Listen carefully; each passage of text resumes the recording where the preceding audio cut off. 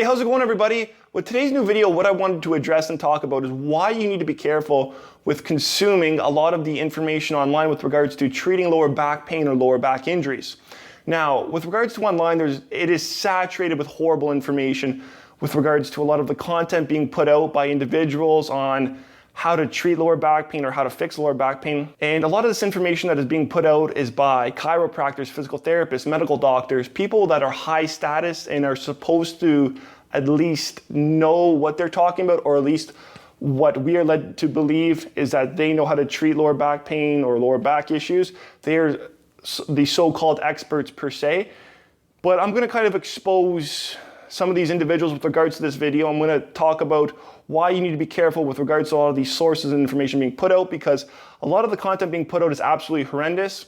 And especially when you see a lot of titles that are misleading, like how to fix lower back pain with these simple exercises, or best exercises for lower back pain, best stretches for lower back pain, instant back pain relief, 60 seconds low back pain fix. All these titles are super misleading and they're not true. And what ends up happening is just your everyday person with lower back pain is when they see these types of titles, they click on them, and a lot of these people don't know any better, but they click on them, and since it's this high status individual talking about kind of lower back pain, whether it's a doctor, PT, chiro, and they end up maybe performing some of these stretches or exercises, and then it ends up making their pain worse, which is never a good thing.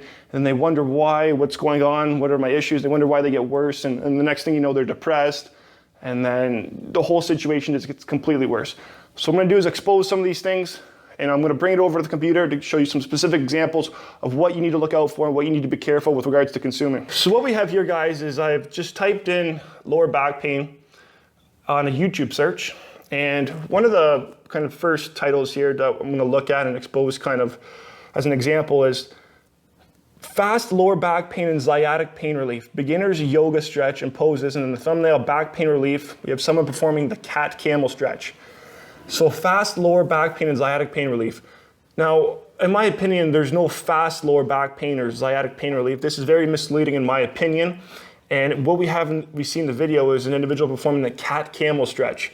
And so like I've talked about before, some people maybe get benefits from yoga, whereas others it's gonna make their pain and symptoms completely worse. And the specific words with a cat camel, someone with flexion and extension-based back pain are gonna have severe issues with this kind of stretch, and it's gonna make their pain worse if they're going into the flexion position, or if they're going into the extension position with regards to that cat camel, depending on if they have extension-based back pain or flexion-based back pain. So if we move on, if I drop down to another one here that I see, how to fix low back pain and sciatica, and we have an individual performing the Mackenzie stretch. Now, I've kind of given my opinion about the Mackenzie stretch. I'm not personally a fan of it. I don't like it, and a few reasons why. Number one is because if an individual with an extension-based back pain goes to perform this stretch, which someone may have extension-based back pain, and if they watch this video and the individual does not clarify that individuals with extension-based back pain should not perform this stretch, and that individual goes to perform it, it could make their pain a lot worse, and they could be in a worse position. So there's just kind of an issue with that kind of title right there. And also we have the issue with maybe someone with a herniated disc causing sciatica. It can kind of maybe flare someone's issue up as well, which is why I'm also not a fan of that stretch. But moving on to the next one, here's one by Athlete X, low back pain relief, one move. Now, I'm actually someone that subscribes to Athlete X. I've kind of followed Jeff Cavalier since the beginning when he had about 200 subscribers. I personally don't like a lot of the stuff he's been putting out more recently, but if I look back to a lot of his old videos and whatnot, I have a lot of issues now looking back at things. And this title here is a perfect example. It's low back pain relief, one move. Now, there's not one move that's gonna heal someone's lower back pain. Everyone's lower back pain is different. So when you put one move, that's very misleading to the viewer. And a perfect example is, what if someone has cancer that's causing their low back pain relief? Is doing this one move gonna help that individual? But also, what is the one move? Now, I did watch this video, and it's an exercise that strengthens the glutes and hamstrings that he's kind of showing. But not everyone needs glute and hamstring strengthening, and it kind of depends on every case and every individual. So right there, I have an issue with this, and this guy is a physical therapist. So I feel like that is very misleading. The next one, 20-minute lower back rehab, lower back stretches for lower back pain exercise workouts. So 20-minute lower back rehab. Now, I don't know anyone that can rehab in 20 minutes, but we have another kind of McKenzie type stretch here being performed, someone with extension-based back pain. Like I said, it could flare someone up. I'm not a fan of the McKenzie stretch, and also someone with that herniated disc causing sciatica could make that case worse. So don't know what this individual is kind of talking about in the video, but from just the looks of things from the outside here with regards to this title and the thumbnail, this could be very misleading, and someone that is maybe not familiar or really educated about their lower back pain or lower back issues, to go perform maybe this workout could make things worse. Now, I haven't watched the video, so just keep that in mind, guys. Now, if we keep going down here, so we have lower back pain treatment for instant back pain relief. I mean, so what is the instant back pain relief? I mean, again, misleading again. Not everyone gets instant back pain relief, and it's going to depend on everyone's case. Some people may be in constant pain all the time, and I don't know what this individual is recommending in the video, but some people, if they maybe, whatever this individual is recommending, it could make things worse for the individual. I haven't watched the video, but again, misleading. Next one, 12-minute lower back pain stretches, exercises for lower back stretching and pain relief stretch. So lower back pain stretches, here we have another cat camel stretch where individuals, you go into extension and then into flexion. Now, people with extension-based back pain or flexion-based back pain, this stretch specifically is going to trigger their symptoms to become worse or to turn on and be worse. And so right there, I mean, misleading again, there's no 12-minute really lower back pain stretches. Everyone's stretches that they need are going to be different. Everyone's exercise program is going to be different. And that's going to depend on what they need with regards to what imbalances they need to be addressed, what muscles need to be strengthened. So again, just horrendous in my opinion. So another one here, how-to yoga stretches for low back pain and sciatica relief.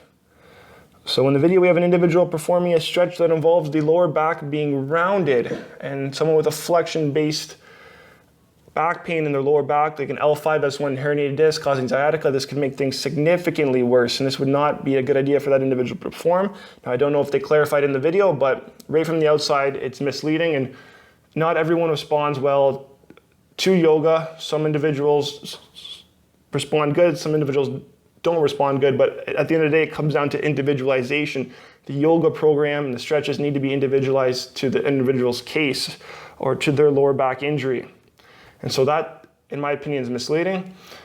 And I think this last one here, I'll sum it up with this last one, 8 stretching exercises for lower back pain. This is probably the worst one maybe of them all. I mean, they're all pretty bad that I've kind of centered out and exposed, but right here, 8 stretching exercises for lower back pain, and we see individual bending over to touch their toes, an individual going into full extension, hyperextension standing, seated touching toes, people with a herniated disc in their lower back, like a posterior herniated disc, going to make things specifically worse with bending over, extension-based issues, someone with facet joint problems, or other extension-based issues, going into the hyperextension is never a good idea.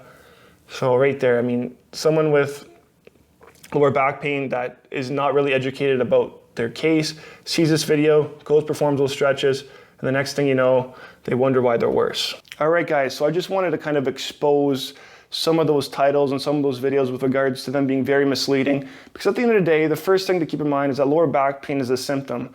And when we're kind of developing a program and when people make these videos, is they're making videos around treating the symptom, they're not making videos around treating the injury. And they don't take into consideration that everyone needs an individualized program. They're just kind of quickly throwing out stretches and exercises to do, or just a kind of quick fix or a quick exercise to do, which is never a good thing, because depending on what that stretch or exercise is, it could make an individual's case and symptoms worse, which is not what we want. And we wonder why so many people out there are maybe getting worse. It's because a lot of this online information, it's just saturated with horrible information. Now, this is not just online though, guys. I mean, you could go to maybe your local physical therapist or chiropractor. Some of them out there are probably just as bad. It's just they're not putting information online and kind of reaching to a more larger or worldwide audience. But the point being though is that when it comes to lower back pain, everyone's case is going to be different. Everyone's pain triggers are going to be different. Everyone's recovery program is going to be different. Everyone's exercise program is going to be different. Certain muscles need to be strengthened, whether certain muscular imbalances need to be addressed. Everyone's kind of stretching program is going to be different. And they may not even need a stretching program. Everyone's nutrition program is going to be different. Maybe someone's deficient in vitamin C, whereas another person's deficient in calcium or magnesium. And so everyone's nutrition program will need to be addressed with regards to maybe those deficiencies that are different. The point being though is everyone's different though, guys. Everyone's program is going to be different. Everyone needs to be individualized.